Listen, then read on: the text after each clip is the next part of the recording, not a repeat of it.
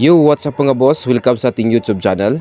Ang video na ito mga boss ay ituturo ko po sa inyo ang pinaka-technique kung paano magpalit ng brake pad sa inyong motor. Ang papalitan natin ng brake pad mga boss ay ito po ang Honda XRM 125. Medyo manipis na ang brake pad na ito mga boss. So papalitan na natin ng brake pad baka masira tong disc plate mga boss.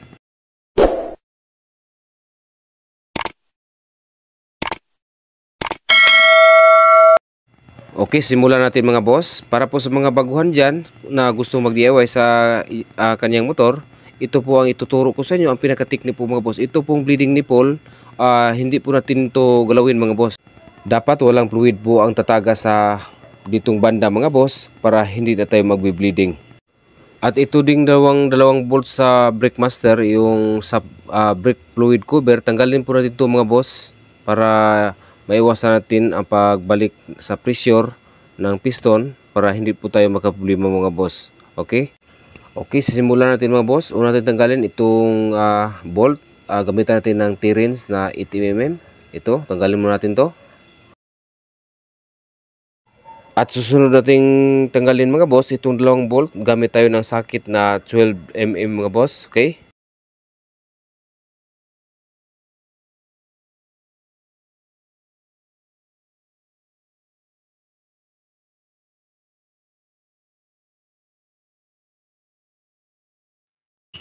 Okay, tingnan nyo mga boss, itong brake pad napakanipis na.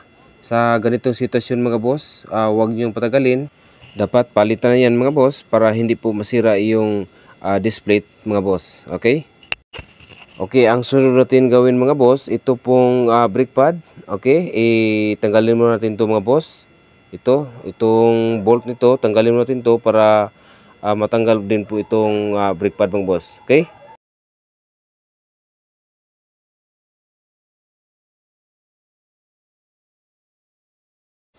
Okay, natanggal natin mga boss. O kita nyo, napakalaking diferensya po, napakanipis po ito mga boss. Sa ganitong sitwasyon mga boss, dapat palitan nyo agad pagka hindi po madamay yung disc plate mga boss. At napakamura lang itong brake pad mga boss kaysa itong disc plate ay nako, magastos po yan mga boss. Okay? Okay, ang sunod natin gawin mga boss, ito tanggalin natin to. At pagkatapos natin matanggal, tingnan natin yan kung hindi wala bang mga corrosion o para hindi po mag-pre-wheel po ito mga boss. Okay, natanggal natin mga boss. Ito, tingnan nyo, may corrosion na kunti pa ito mga boss. Okay, tanggalin natin yan, linisin natin yan para hindi po mag-stack up o magdadrag ang ating brake mga boss. Okay?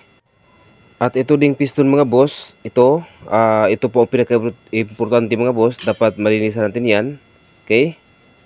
Palabasin natin itong piston sa pamagitan po, yung brake master, ipam lang natin konti para lumabas itong piston mga boss. Okay? Okay, katulad nito mga boss, ito, tingnan nyo, ipam lang ninyo konti itong brake master para itong piston ay unti-unting lumabas. Pero ito, tingnan nyo mga boss. Pero huwag nyo lang ipalabas ang piston mga boss dahil tatagas yan ang brake fluid. Be sure na hindi po lalabas lahat. Ito lang. Okay, lilinisan natin to mga boss. Okay, kung napansin nyo mga boss, itong kakaibang color na to mga boss, yan po ang ating linisin mga boss. Okay, panoorin na ninyo itong video na itong boss.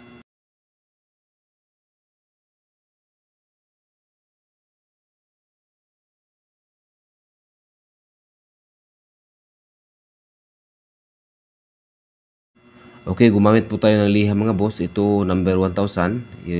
Ito po panglinis po natin to sa piston mga boss. Okay?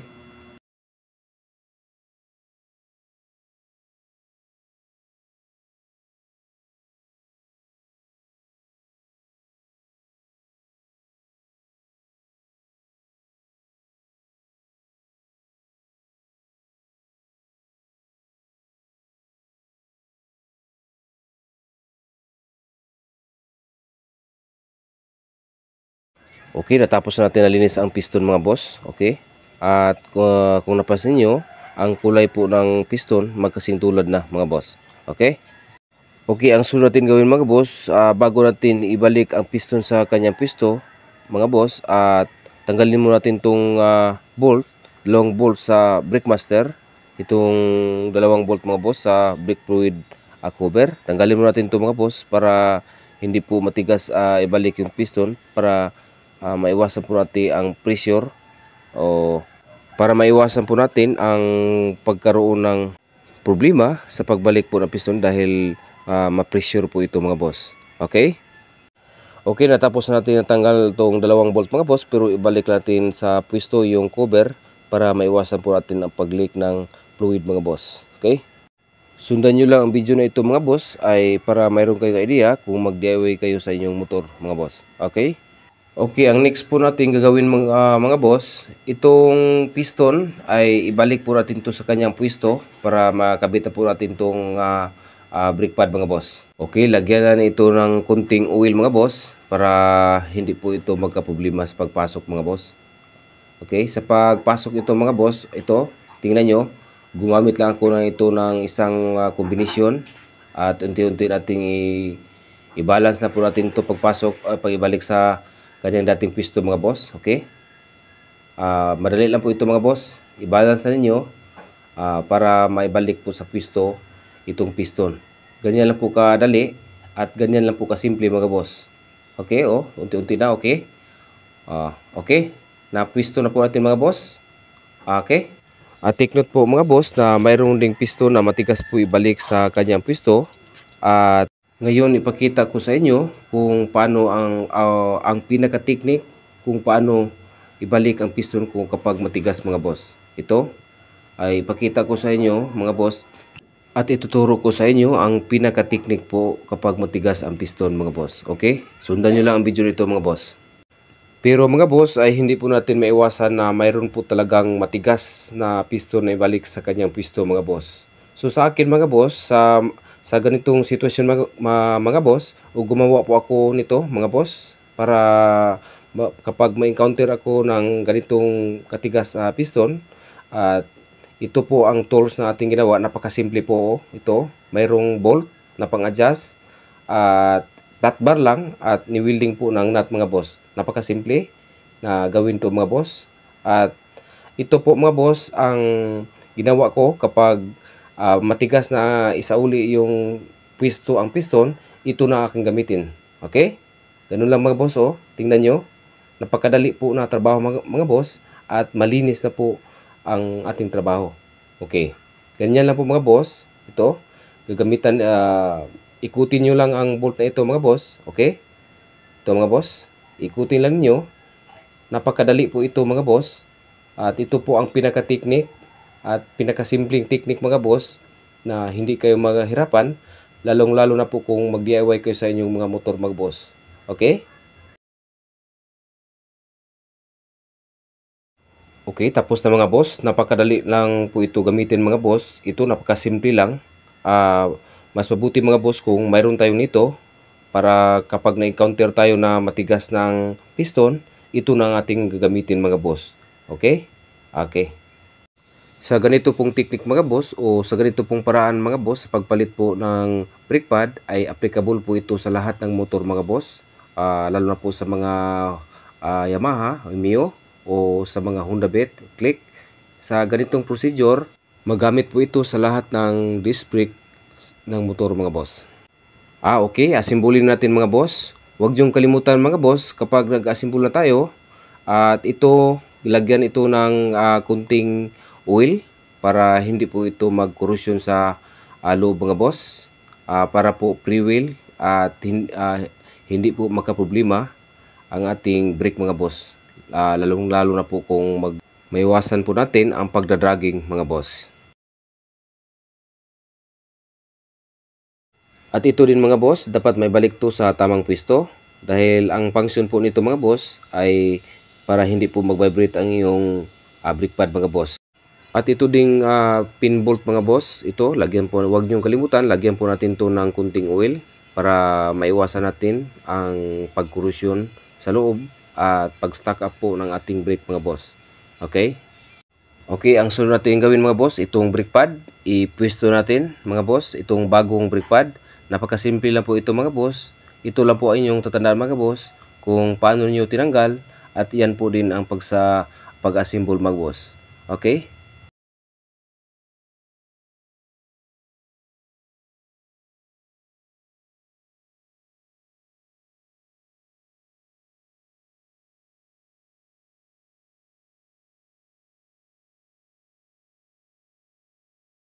Okay, next mga boss, ibalik natin tong bolt mga boss, itong dalawang bolt. Okay? At higpitan natin to mga bolt para i-testing po natin to kung gagana pa itong ating ginawa mga boss.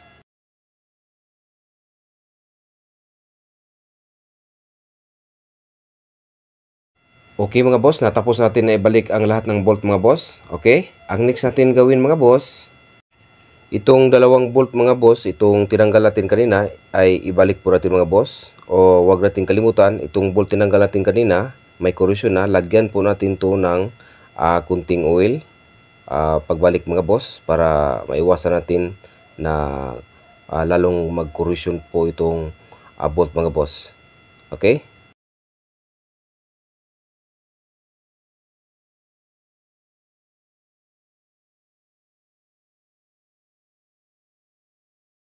Okay, natapos natin mga boss, at ganyan lang po kasimple. At testing muna tayo mga boss. By the way mga boss, before tayo mag-testing, itong dalawang bolt, pukpukin nyo kunti mga boss para mag-setting po ang ating brake pad mga boss. Ganyan lang po kasimple. Sabay po sa pag-pam ng brake master, pukpukin nyo kunti mga boss. Yan po ang sekreto mga boss para po ma-setting ang disc pad sa disc plate mga boss. Okay? Okay mga boss, natapos na po natin itong trabaho ng mga boss. Napakasimple po para po sa mga mahilig po dyan mag-DIY. At ito na ang procedure na inyong gagamitin mga boss. At ito lang kabuang video natin mga boss. At maraming salamat po sa inyong panood. Para po sa mga boss natin dyan na hindi pa nakasubscribe sa ating YouTube channel, please subscribe na. Pakiclick ang subscribe button at i-hit ang notification bell para updated kayo sa mga bagong video naming in-upload. Okay, maraming salamat at God bless. Ingat po sa inyong pag-DIY.